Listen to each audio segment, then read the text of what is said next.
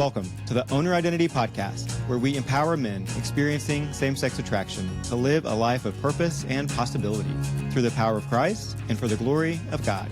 My name is Jason Meller. I am so glad you're here. Come on in, have a seat. Let's go.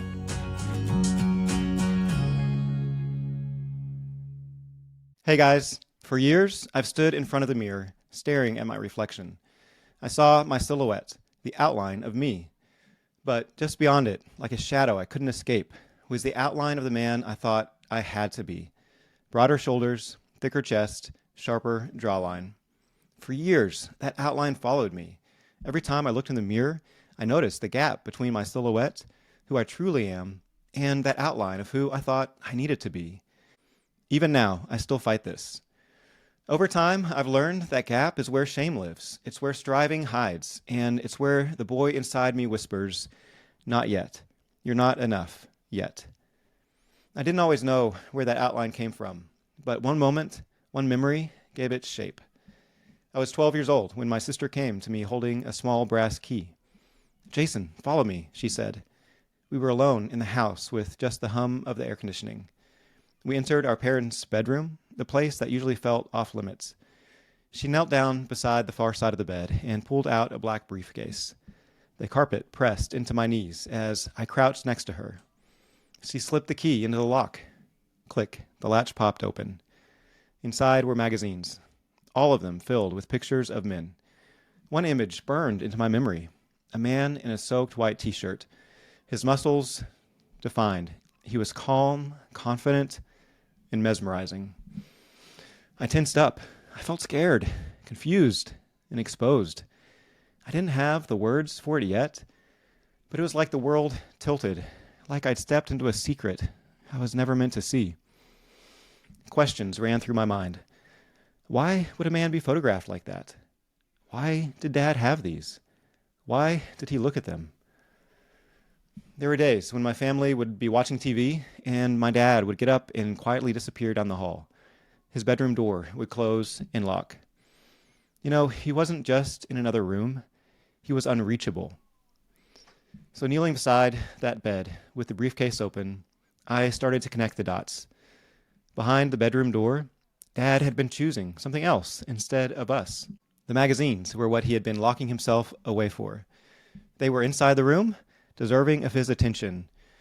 I was on the outside of the room, unworthy of it. That realization stung. I felt small. Whatever those men in the magazines had, I didn't. But maybe, if I could be like them, Dad would choose me instead. Maybe being the man in the magazine would be my key to unlocking his attention, affirmation, and affection. That's when the outline started forming. That muscular man in the wet shirt, he became the shape I measured myself against. If I could just look like that, maybe my dad would see me. Maybe others would choose me.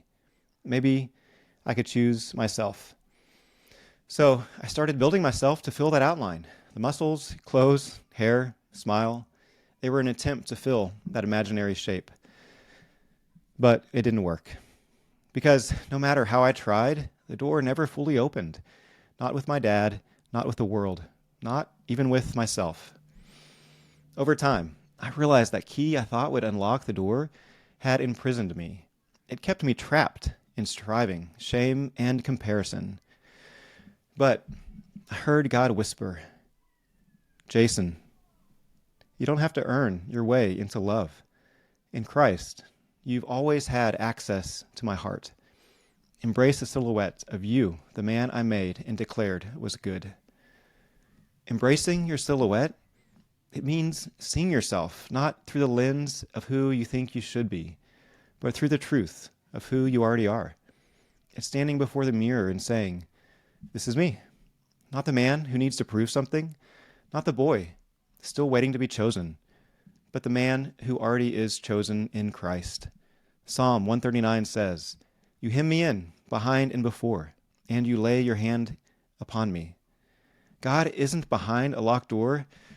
He stands beside us, hand on our shoulder, and says, "I am here, and I always will be." When you erase the outline of someone else and embrace your silhouette, you stop living from the emptiness of the gap and start living from abundance. You no longer see yourself as a project to fix, but as a person to celebrate. You stop striving to earn love and begin creating from love. And you still choose to grow, not to become enough, but because you are enough in Christ. And that changes everything. You walk differently, you breathe differently, and you realize that whatever is on the other side of the locked door is nothing compared to the God who stands beside you. So what does your imaginary outline look like? What locked door are you hoping will open when you fill the gap between who you are and who you think you need to be? Today, I want you to do something brave. Stand in front of a mirror. Touch your finger to the mirror, close one eye, and trace your silhouette. Then, look yourself in the eye, take a deep breath, and pray these words out loud. God, I don't have to earn access to your heart. In Christ, I am yours. And remember, you aren't defined by the gap between who you are and who you think you need to be. You are defined by the one who calls you his, who knit you together and invites you through Christ to have full access to his heart. You've got this because God's got you. I'll talk with you soon. Hey guys, if you would like to uncover your story and insights into the impact of it, learn to rewrite it, and live with greater self-agency, I would love to work with you. Visit ownyouridentitynow.com to book a free coaching session and learn more. Take care.